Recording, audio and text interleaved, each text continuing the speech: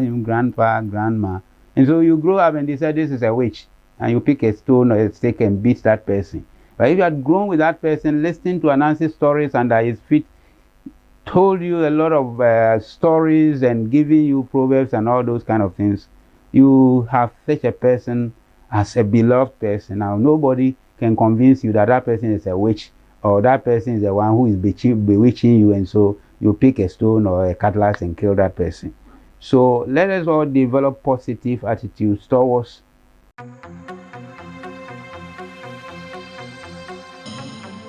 Welcome to Broad Daylight. My name is Priscilla Moore. I have the director and founder of Tabitha Ghana in my midst here, in a person of Mr. Amos Azuma Kakari. He's coming to talk to me about the reason why he's so generous when it comes to the aged, and the reason why he has a foundation to take care of them. Thank you very much, sir. You're welcome to Broad Daylight. Thank you for having me. I am humbled, sir. Sir, please, without much ado, I would like to know how you started Tabitha Ghana and what your core values and mandate is. Okay, thank you so much, Priscilla. That Yes. good. Just a little correction. My name is Asuma, not Azuma. Okay, sir. Okay. Azuma. Yeah. Thank you, sir. Okay, thank you so much for the question. Why I started, or how I started, or Tabitha Ghana got started. Yes. Like you rightly pointed out in your introduction, we have this category of people, the aged, who at any point in time need our support. This morning I was at a radio station talking about the aged, and I quoted something from the Bible, Proverbs chapter 16, verse 31. It says that the most beautiful crown in this world is a gray hair, and it's attained in righteousness. So you don't get old by chance. It's just by the grace of God that you get old.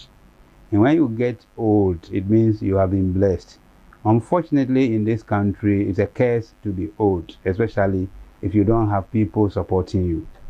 And you said if you don't plan your life very well or you don't put certain measures in place, unfortunately, that's not the case.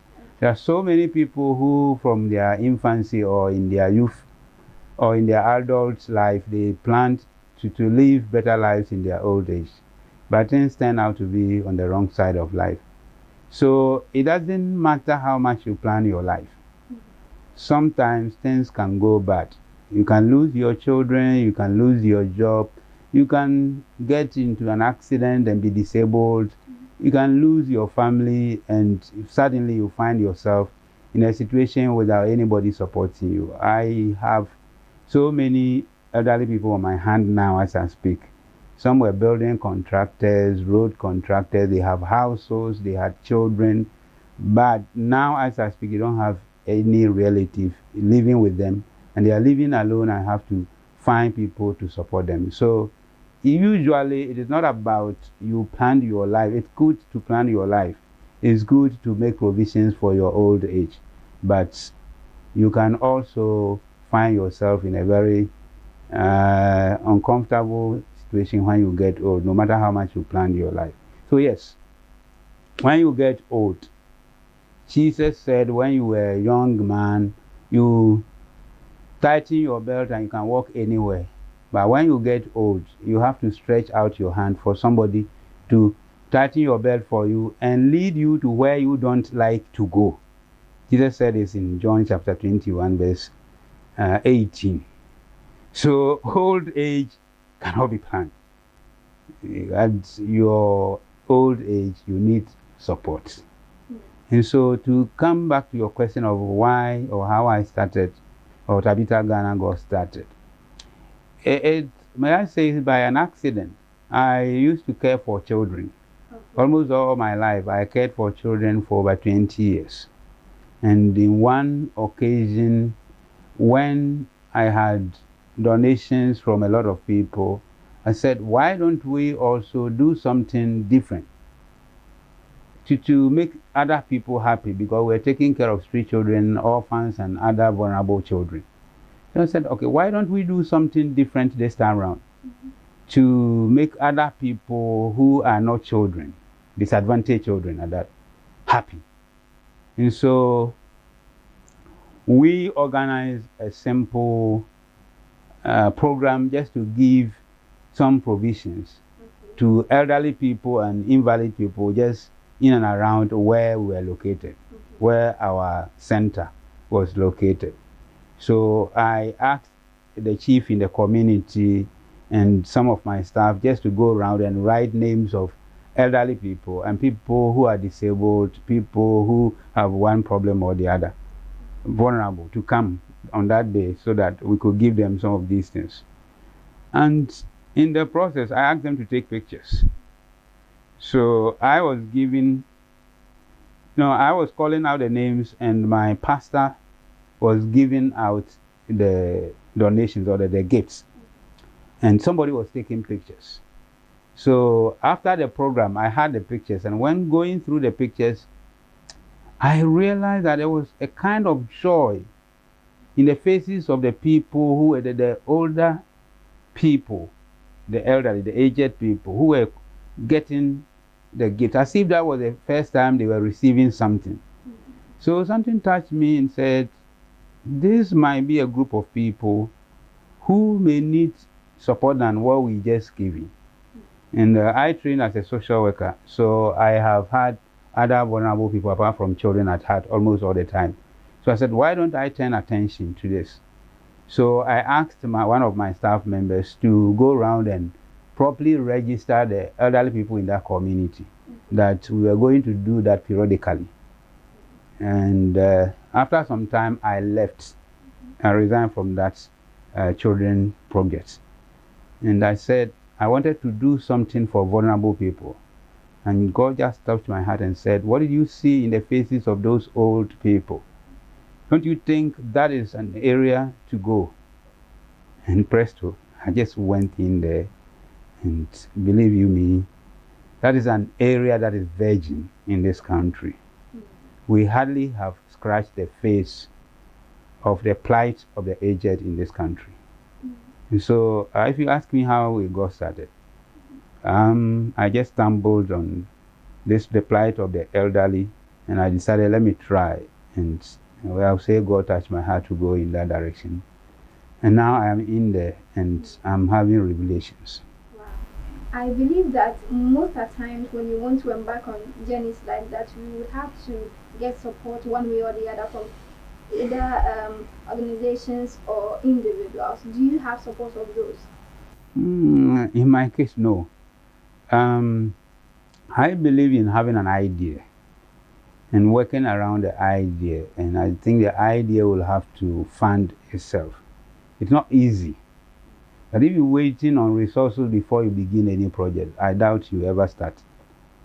So when I had this vision of going into supporting the elderly people, I said, let me start, regardless how much resources I have, and go in and see what happens.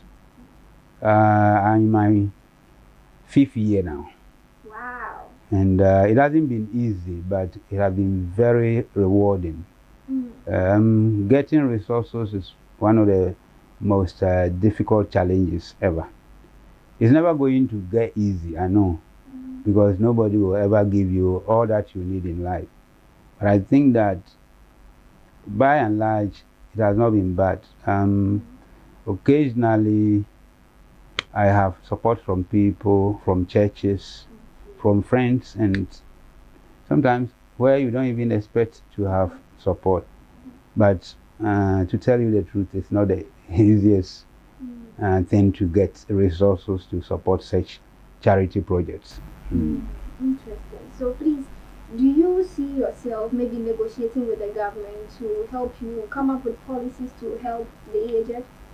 And that's one area of our objectives. One area of our objective is to kind of affiliate with like-minded organizations to put pressure on government, join other civil societies to make the loudest noise, to draw the attention of government of this segment of people.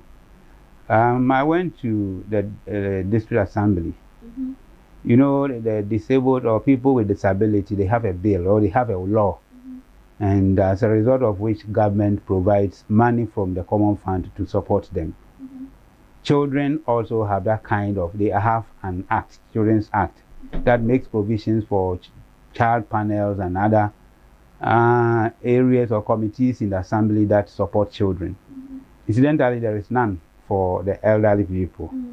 So I went to the MC, the gun of MC, may God rest her soul, Auntie Getty. And I said, Auntie Getty, the elderly in this community, they need the support of the assembly. She said, yes, Mr. Kakari, I bear with you. And truly, she's been with me in most of my programs. But said, unfortunately, there is no policy supporting the assembly to give you any allocation to support the elderly. So I think the best thing you can do is to make the loudest noise, and we laugh. And truly, that is the situation. Time and again, one government official or the other have mentioned that the aged people bill is going to be passed. And for many years, it is still sitting. Now that we sit, yesterday when they were mentioning bills that have been passed before the end of this year, it was part of it. He said they are going to sit or pass on 56 bills. The aged people's bill is there. And it has been there. When Nana Oyelita was there, she mentioned that it was going to be passed. Otiko Jaban, the gender ministry, said the same thing. Now they are saying it is among the bills going to be passed. We don't know whether that is true, because I heard that around 2009, that before 2009 it will be passed. We are here, 2021. And now they say it's part of it. I don't know when it's going to be passed. And as a result of that, there is no government policy now that is there for anybody to fall on to support the elderly. You go to the Department of Social Welfare, they don't even have a desk allocated for the elderly. Gender Ministry doesn't have one as we speak, because there's no law that is binding or allocating resources for the welfare of the elderly. So I was elated to hear that eventually the bill is going to be passed. We are praying that this time around it happens. If it does, then we give thanks to God and then see what comes out of that. But until then, some of these interviews and other reactions to questions are all part of putting pressure on government. Government come, political parties write manifestos, you don't hear them making any noise. And isn't it strange that in this country we have orphanages? At least government have 3 orphanages officially. One in Accra, one in Kumasi, one in Tamale. And they even have a babies center in Bekwai. Unfortunately, from Accra to Zabzu, A to Z in Accra, Ghana, there's not a single place where you have older people's home. Not a single facility, state single facility for the elderly. Not any district assembly has allocated a piece of land just for even a park for the elderly. You go to Accra, you have Children's Park, right? You have National Theatre. You have things for every type or group of people. Have you ever heard any place allocated for the elderly? Incidentally, all of us are going to get old, unless, of course, you want to die tomorrow. Nobody wants to die early, but we fail to think about what happens to us when we are old. And so eventually, this is good news if it's going to be passed. But as you said, it's part of my dream to have government coming in as a state responsibility to take care of elderly people, because all over the world that is what's happening. Our traditional extended family system is already gone. Now nobody sits around the mother or the grandmother or grandfather to take care of them. Almost everybody is in the city because of education, employment, and traveling abroad. Our system has been structured in a way that when you leave primary school, you go to the basic school or down the JHS and secondary school, and you hardly stay in the house. So even if you have an older person, you don't even go around your mother or your grandmother or your grandfather.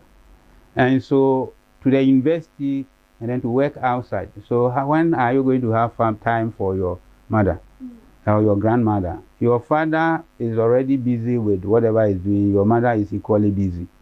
So even if you are in Accra here, you want to bring your mother, grandmother, or your older relative here, it's even a challenge to that person, because you bring the person in the morning, you rush through everything.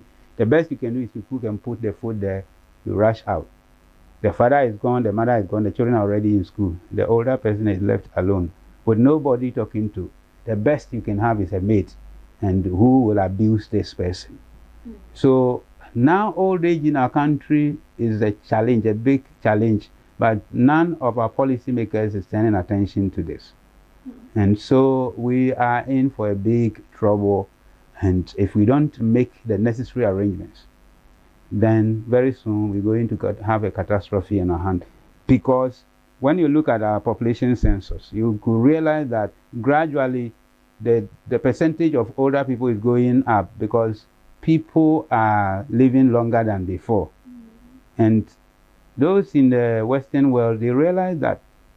And so they realized that extended family system could not support that, and they evolved a system, a state system, structure that took care of the elderly people. I had a friend visiting from Denmark, and I said, how do you do these things in your country? How do you make resources to take care of the elderly? He said, oh, we don't do that. Nobody takes care, or nobody worries himself of looking for money to take care of elderly people. As you pay your social security and all those things, that goes to take care of you when you are old. So when you grow, you go beyond 60. And you don't want to stay in your home. You just walk to the older people's home and say you want to be supported, and they take your social security to take care of you. So nobody cares about what happens to you there. If you have children, they will want to come and support you, fine. But you still have the social security system that takes care of you. Here we have none. How many even of our population are people who are working to have social security? So here we are, and we haven't made any structure or any arrangements or any system whatsoever to replace the traditional family system. So now it's broken. Nobody is in the village. Nobody is in the city taking care of the elderly people. Who takes care of the elderly people? Interesting. So please, you made mention of the fact that Tabitha Ghana is at 5 years old. Yeah, we're going to get 5 years. Get 5 years old. So how many times do you organize such events for the area? Yeah, Tabitha Ghana is an ongoing project. We are doing everything possible to make the elderly happy, a little comfortable. So how many in season? How many times? Yeah, so we don't have a number of programs that are structured that you do A, B, C, D. We are almost on the move, always on the move, rather. What we do is we have 3 major programs. Okay. We have feeding program that takes care of getting at least basic food needs for the elderly people. And this we do by getting into communities and registering needy elderly people, not just any elderly person. Those who are needy, those who don't have people to take care of them. So usually we operate in deprived urban and rural communities. Okay. And so we register them, and it's community based. So when we come to community A, Pokwase, we register the elderly people who are needy in Pokwase. And so we know their number, we screen them, we know those who fall into our category. And then we support them occasionally with food items, sometimes cooked, sometimes raw. That's the feeding program. Then we have medical program. Most of the elderly people are plagued with diabetes, chronic diseases of that age.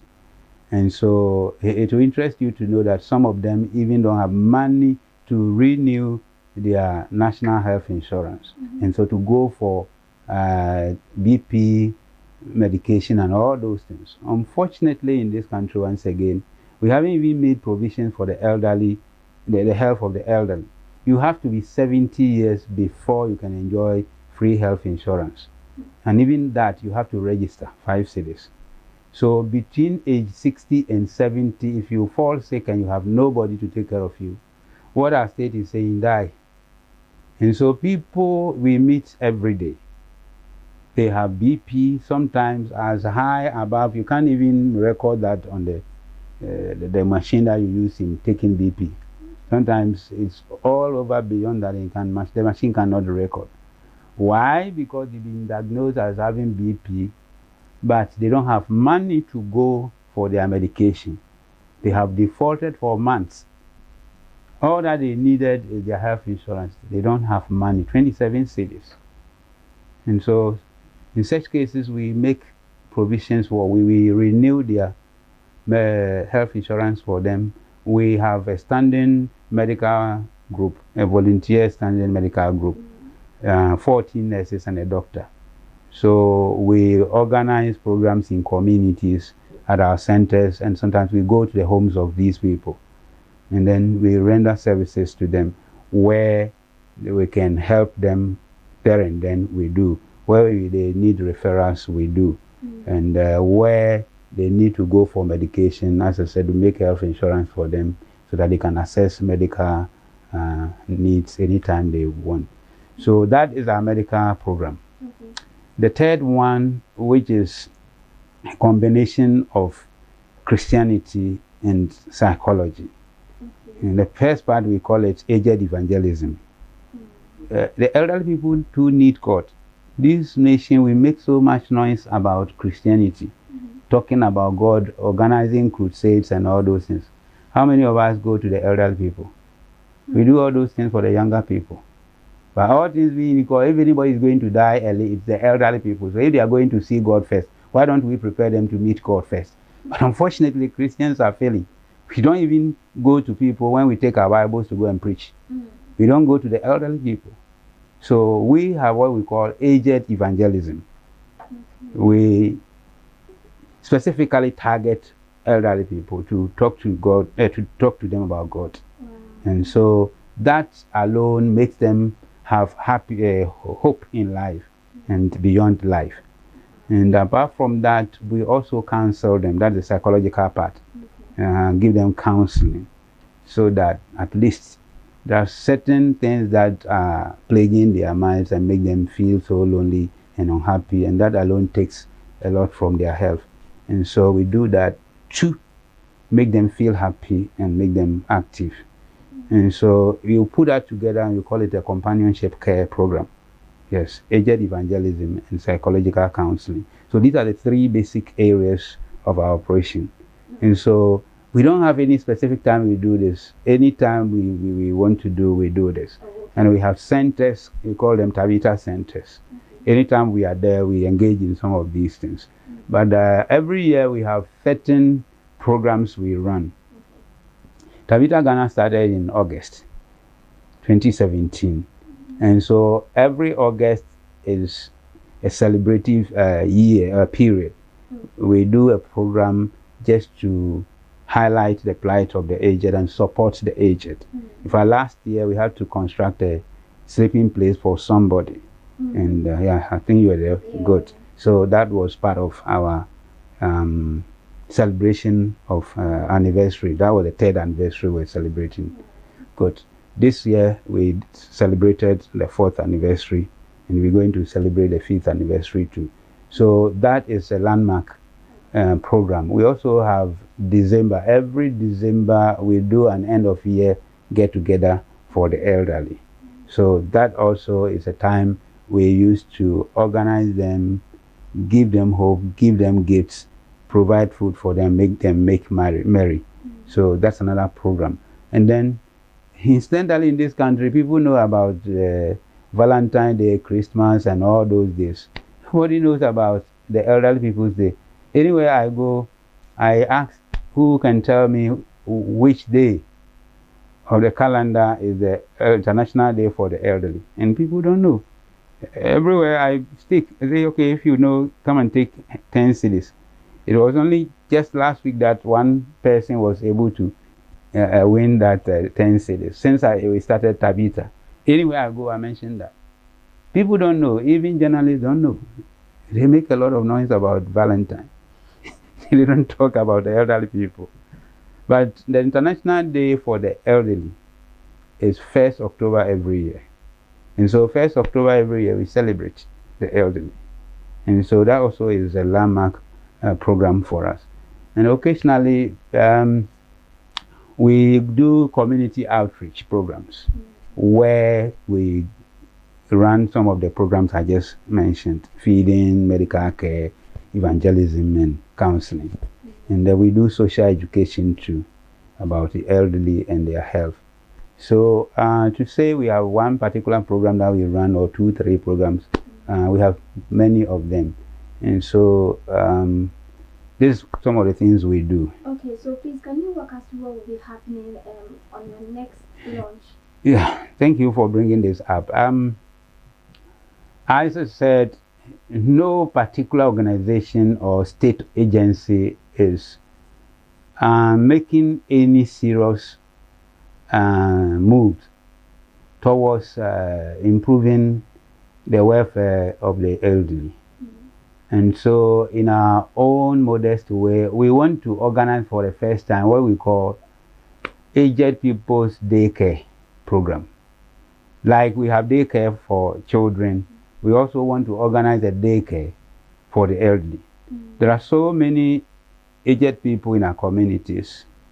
They have nobody to give them food in the morning. They have nobody to talk to when their family members are gone to work. Some, when they are sick, I've told you already, they don't even have people to attend to them. Some people don't have people to play with. If you are old, it doesn't mean you can't be happy. So we want to organize a center. In fact, we put up that center in 2019.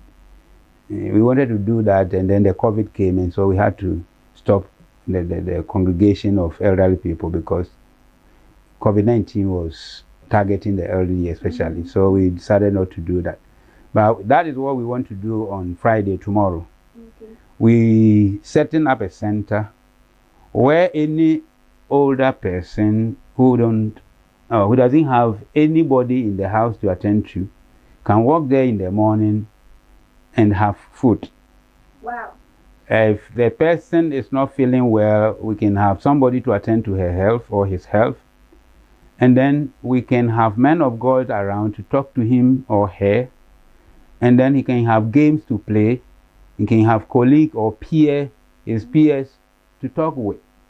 And so can stay there for the rest of the day, and the evening go back home. Wow. So that's what we want to do as an elderly people's daycare center. And that's what we're launching this Friday, tomorrow. Wow.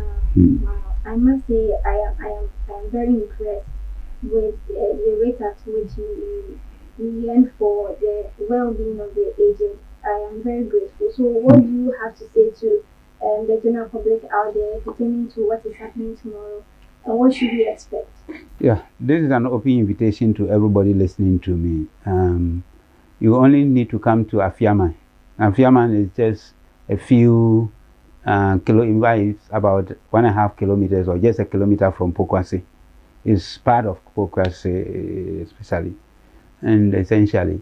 And ask for the elderly people's home or the Tabita aged people's home and or center, and you'll find us there. So I'm inviting everybody to be there. Come, whatever you want to support us with, because the daycare people, they will need food, they will need cash, they will need medication, they will need games, they will need television to watch, they will need seats, furniture to sit on and use. So anything that comes to mind that you think can help such a project is welcome. And no amount or quantity is too small or too big. And we're ready for anything there. And to make this point, you know, if everybody is taking care of their elderly people, there might not be the need for anybody organizing a program for the elderly. So the first point is for us to develop a positive attitude towards our elderly people. let's develop a cordial relationship with our elderly people. We know grandpa, grandma, that's what we teach our children these days. When we were young, we were sitting under the feet of our grandparents to listen to Anansi stories. Our parents go to farm, they leave us with them, and so they become our colleagues. We endear ourselves to them, and they dare themselves to us. And so you grow up to love such a person. These days, you go to see your grandmother or grandfather occasionally, and you don't even relate to the person. You just call him grandpa, grandma. And so you grow up and decide this is a witch. And you pick a stone or a stick and beat that person. But if you had grown with that person, listening to Anansi stories under his feet, told you a lot of stories and giving you proverbs and all those kind of things, you have such a person as a beloved person. Now, nobody can convince you that that person is a witch or that person is the one who is bewitching you, and so you pick a stone or a cutlass and kill that person. So let us all develop positive attitudes towards our elderly people. Let those who are preaching, God has appointed to you from the beginning. He says the crown, the best crown is to have a gray hair, and it is attained in righteousness. Now it's the other way around. Those who are preaching God, they are telling us that our older people are witches. They are the cause of our misfortunes. How can that be? No man of God will ever do that.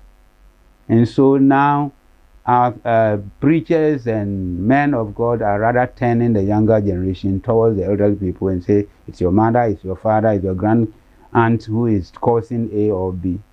Let's develop positive attitudes, because you and I are going to get there very soon. And when you are there and you are being treated the same way, you will not love it. One good turn deserves another. So I say that is the starting point. When we do that, when we hear people organizing programs for elderly people, because you love elderly people, you will be there to support. So everybody come tomorrow and join us to celebrate and have a place for the elderly people, also to have comfort. Okay, keep the time. We're starting at 10 o'clock in the morning. Okay. Wow, wow, wow. So refreshing. This is one of the best interviews, I must say, because the aged, they were somewhere before they got to where they are. So you also have to take care of them. And I'm very glad you joined us on the show today. I must say that you are doing a good job, and I pray that this interview will go far for the people, the necessary stakeholders to come to your aid and help you achieve this dream of yours. I'm very grateful that you came on the show today. Yeah, as I said, thank you for having me, and I hope that I will continue to have your platform to tell the world what is happening, because everybody is going to get old, especially if you don't want to die early. So when it's your turn, you will need people to support you. So support others when you're young. Support others when you are young. This is where we draw the curtain on today's Broad Daylight. My name is Prislamore, and I was here with the director and founder of Tabita Ghana in the person of Mr. Amos Azuma Kakari. In fact, we have a lot of work to do as a nation, and I believe that it's one step at a time. We pray that God will touch all of us our hearts to support this worthy cause. Thank you so much for joining me on another episode of Broad Daylight. Bye-bye.